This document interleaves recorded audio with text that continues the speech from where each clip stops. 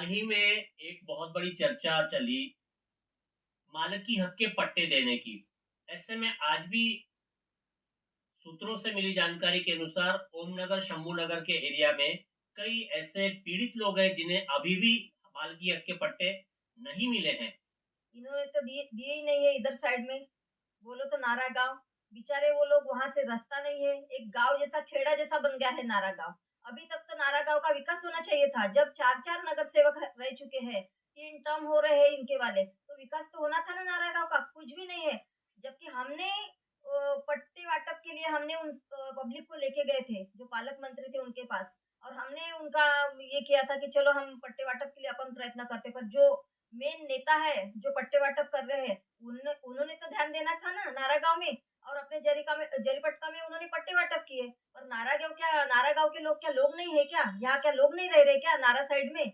जो पुलिया के इधर के लोग है वहाँ पे भी तो बस्ती है ना, उनको भी सुविधा चाहिए। ऐसा तो हम ना बोलते हुए वहाँ की बस्ती के लोग बोल रहे हैं कि ये नारा गांव यानी पूरा हमको पीड़ित समझ रहे हैं, यानी इधर में कोई पब्लिक नहीं है। पर पब्लिक है।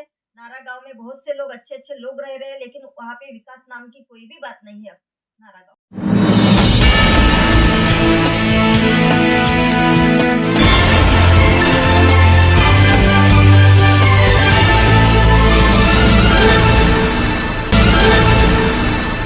रही है ना बेखबर। देखिए, खास खबर देश दुनिया समाज से जुड़ी आपके लिए महत्वपूर्ण खबरें अच्छी दुनिया न्यूज़ चैनल पर। चैनल को लाइक करें, सब्सक्राइब करें, शेयर करें। समाचार व विज्ञापन के लिए संपर्क करें। आइए जानते हैं आज की खास खबर। मैं सुनीता शंभू महल्ले प्रभाग 1। मुझे कांग्रेस पक्ष से उम्मीदवारी मिली है।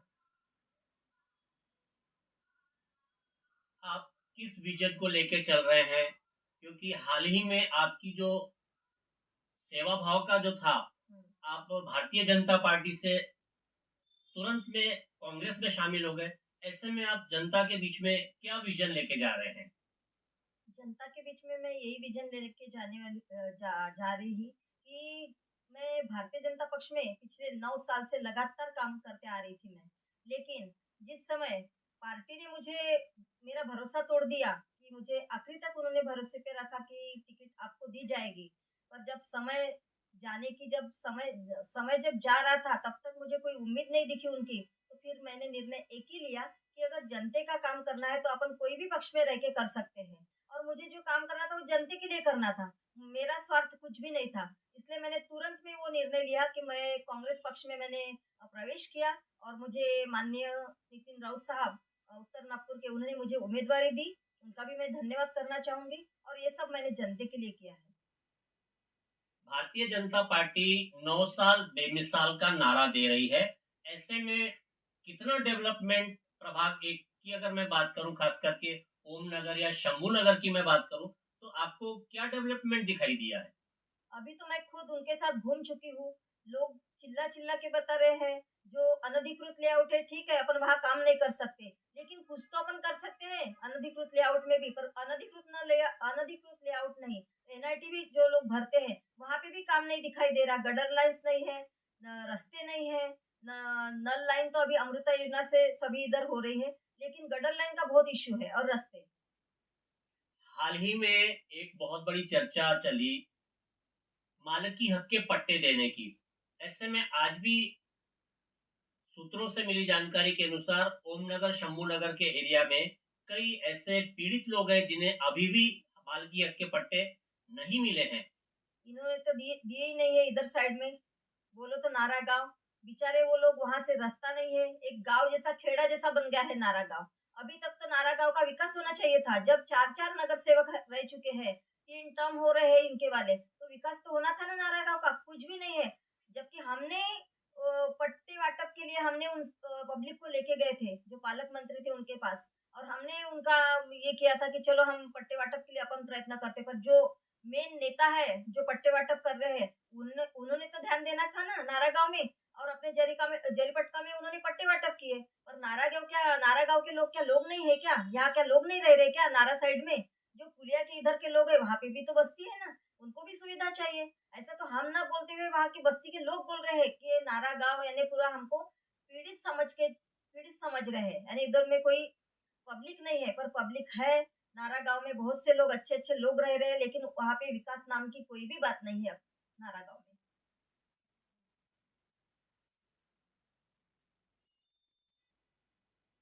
आप महिला होने के नाते महिलाओं की सुरक्षा के लिए क्या व्यवस्था करना चाहेंगी अगर आप आती हैं ऐसी?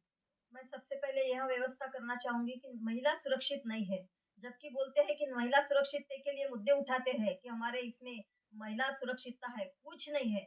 मैं महिलाओं में रहती हूँ, मैं हमेशा 24/7 काम करती हूँ। मैं हर महिला, अगर कोई डिलीवरी होती है कोई महिला के लिए, रात के समय में उसको साधन नहीं मिलता है, तो उस समय मैंने उनको ये दी कि मेरे घर की कार उनके पास भेजना, महिलाओं को हॉस्पिटल कैसे पहुंचाना है, महिलाओं के लिए जो कौशल्य विकास वगैरह जो भी कुछ योजना है वो चलाने के सपने हैं मेरे वाले। और अभी बहुत से ऐसी पीड़ित महिलाएं कि जिनके पास कुछ भी नहीं है, तो मुझे ऐसा लगता है कि अपन उनके लिए कुछ तो कर सके, कोई छोटे मोटे उद्योग धंधे कर सके कि जहाँ उनको जॉब मिल सके, कम से कम 10,000 12,000 5,000 जिससे भी लेके जो घर बैठे महिला है उनके लिए अपन कुछ तो भी जैसे कि उद्योग धंधे शुरू करेंगे अपन उनके लिए। और महिला कोई सुरक्षितता नहीं है। मैं जब आऊंगी तो मेरे सपने हैं कि प्रभाग 1 में सबसे पहले मैं कैमरे लगाऊंगी, जबकि हमारे इधर पुलिस स्टेशन है, कोराडी पुलिस स्टेशन, ये जो रास्ते पे जो लगे हैं कैमरे सब बंद है।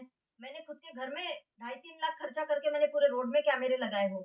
आज भी अगर कुछ घटना घटती है, मेरे खुद के घर में चोरी हुई है, लेकिन आके गए देख के गए, कुछ एक्शन नहीं हुआ, जबकि मेरे ही यहाँ कैमरे में चेकिंग कर रहे, सब कुछ कर रहे, लेकिन महिला सुरक्षितता के लिए कुछ भी इन्होंने कुछ किया नहीं है। और मेरे सपने है कि मैं सब इधर पहले कैमरे लगाऊंगी सबसे पहले आने के बाद में।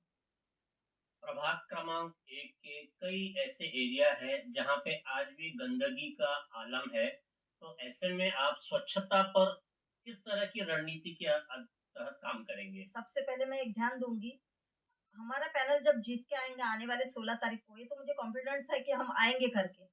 आने के बाद में सबसे पहले हम लोगों से मुलाकात लेंगे, हर एरिया में एक हफ्ते में एक दिन, हर हफ्ते में एक दिन हम चक्कर लगाएंगे कि उनके लिए कौन सी सुविधा अपन ने सबसे पहले लेना चाहिए। सबसे पहले तो मेरा मुद्दा है कि गटर लाइन्स नहीं है लोगों की यहाँ, त्रस्त है पब्लिक, जहाँ वहाँ गटर है, गंदगी पड़ी है लोगों के वहाँ, कुछ है लोग बेचारे खा नहीं सकते अपने घर के अंदर में, स्मेल आती है। जैसे जब मैं प्रचार के लिए घूम रही हूँ तो मैं खुद अंदर जाके देखी उनके किचन तक के, बेचारे बोलते हैं कि हम कैसे खाए दीदी, हमारे यहाँ इतना बड़ा ये गटर का पानी लैट्रिन से अंदर में आ रहा है, कोई नहीं जा रहा साफ सफाई करने, कोई गाड़ियां नहीं जा रही साफ सफाई करने के लिए। फिर ये लोग बोलते हैं कि हमारा साफ सफाई पर बहुत ध्यान है, तो कहाँ गए इनका ध्यान, कहाँ गए तुम्हारे 9 साल बेमिसाल का नारा।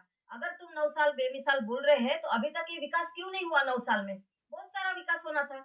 अभी पूरे मेरे सपने एक ही है कि अगर किसी के घर पे पन्नी होंगी तो वहां टीन कैसे डाल सकती हूँ, ये मेरे सपने हैं आने के बाद में, और मैं वो सपने को साकार करके रहूंगी, ये मैं आपसे वादा दिलाती हूँ।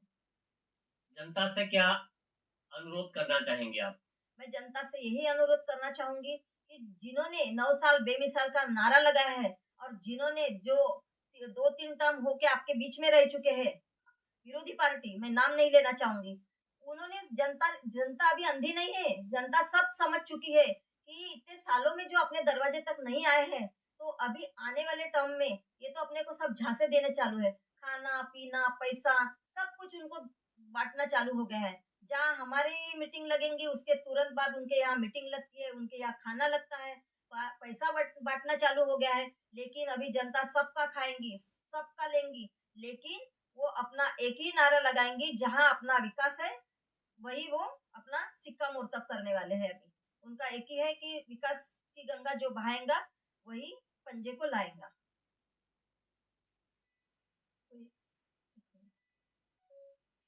मैं सुनीता शंभू महल्ले, प्रभाग 1, कांग्रेस पक्ष से मुझे उम्मीदवारी मिली है। और हमारा एक जनते का एक सपना है, और उनका सपना यही है कि हमारा जो सपना है कि विकास की गंगा बहाना है तो पंजे को लाना है। ये हमारी जनता बोलती है कि हमको पंजे को इस बार लाना है। इनका बहुत हो चुका है विरुद्ध पार्टी का कि उनकी सत्ता होने के बावजूद उन्होंने कोई भी इसमें विकास नहीं दिखाया। अभी चर्चा ऐसी चल रही है, जहाँ जहाँ बड़ी बड़ी मीटिंगें हो रही इनकी, वो एक मुद्दा रख रहे हैं जो कि हमारे नारा भाग की ही उम्मीदवार है, बीजेपी से बोल रही है कि वो जिन्होंने पक्ष प्रवेश लिया है कांग्रेस पार्टी में उनको कोई फंड नहीं मिलने वाला है। ऐसा कभी होता है? पक्ष में अपन ने टिकट ली है, जो उम्मीदवारी मिली है हम चारों को, हमको फंड नहीं मिलेगा। ये किसने बताया है फंड नहीं मिलेगा? हमको तो फंड मिलने के बाद हमारे साथ आमदार भी जुड़े हैं। हमारे 4 के साथ एक पाँचवें बोलो तो हमारे आमदार साहब है, माननीय नितिन जी राउत साहब। तो हमारे पाँचों के फंड से हमारे प्रभाग में काम होगा। लेकिन वो पढ़े लिखे है कि नहीं, मुझे कुछ समझ में नहीं आ रहा कि लोगों को वो उनके पास बताने के लिए कुछ मुद्दे है नहीं। तो मुद्दा एक ही बता रहे कि आप उनको मतदान करो मत, मतदान देने के बावजूद भी आपको कुछ नहीं होने वाला है, उनको कुछ भी फंड मिलने वाला नहीं है। ये गलत बात है। पढ़े लिखे लोग ऐसे बोल रहे हैं तो फिर तो मुझे बहुत उनके ऊपर एक ये हो रहा है कि सही में इनके बारे में अपन क्या बोलेंगे ऐसे लोगों के बारे में। लेकिन जनता होशियार है, जनता को सब कुछ पता है। Congress party, BJP party 2 party है। जब अपन अपक्ष खड़े रहते हैं तो तब बात होती है कि अगर नहीं मिलता, सही बात है। लेकिन पार्टी से चुनाव लड़ने के बाद में अगर अपने को मिल नहीं रहा बोल रहे हैं तो ये तो मुझे लगता नहीं कि वो पढ़े लिखे है करके। मैं जनता को और एक सुविधा देना चाहूंगी, जो हमारे इसमें कुछ हॉस्पिटल्स आते हैं, बोलो कि सिम्स हॉस्पिटल बोलो, लता मंगेशकर हॉस्पिटल बोलो हिंगना का, और ऐसे अनेक हॉस्पिटल्स है। बेचारे जो लोग पीड़ित रहते कि वो खर्चा नहीं कर पाते, बड़ी बड़ी बीमारियां अपने ऊपर आती है, तो तब उस समय लोगों को लगता है कि अपन कैसे करें। बड़े बड़े हॉस्पिटल्स में बहुत सारा बिल पे करना पड़ता है, लेकिन उनकी भरने की ये नहीं होती है बिल पे करने की। तो उस समय मैं एक ही जनता को बोलना चाहूंगी, अगर ऐसा कुछ इश्यू आपके इसमें आता है, कोई भी आपके इसमें आरोग्य की कुछ भी बीमारी कुछ भी आती है, तो आप मेरे से संपर्क कीजिए। अगर कोई हॉस्पिटल्स में आपके पेशेंट को एडमिट करना है तो सबसे पहले मुझे फोन पर बात करिए, मैं वहां आपको भेजूंगी। वहां जाने के बाद में आपको एडमिट किया जाएगा, और जिस समय आपको 2 लाख बोलो आपके आरोग्य के हिसाब से 2 लाख आएगा, 4 लाख आएगा, जो भी बिल आएगा उसमें से मैं आधा बिल करके दूंगी। और जिसके पास बीपीएल कार्ड है उनको फ्री में उपचार दूंगी प्राइवेट हॉस्पिटल में। तो ये भी सेवाएं मैं पब्लिक को देने वाली हूँ। ये भी मैं उनके लिए सब कुछ करने के लिए तैयार हूँ। मैं जनता से यही अनुरोध करना चाहूंगी, एक उनकी बहन बोल के, एक उनकी माँ बोल के, या एक उनका कोई भाभी बोल के, जो भी कुछ है, उनमें उन्होंने सोचना चाहिए कि मुझे एक बार उम्मीदवारी जो मिली है, मुझे मैं पहली बार ही चुनाव लड़ने जा रही हूँ, लेकिन मेरा भरोसा है जनते पे, और जनते का भरोसा मेरे ऊपर है कि हम अगर सुनीता महले मैडम को अगर चुन के लाएंगे तो सही में वो हमारे एरिया का विकास करेंगी। तो मैं जनता से अनुरोध करना चाहूंगी कि एक बार मुझे हमारे 4 ही उम्मीदवारों को उन्होंने अच्छे से अच्छे बहुमतों से चुन के लाएंगे, ये मैं विश्वास करती हूँ।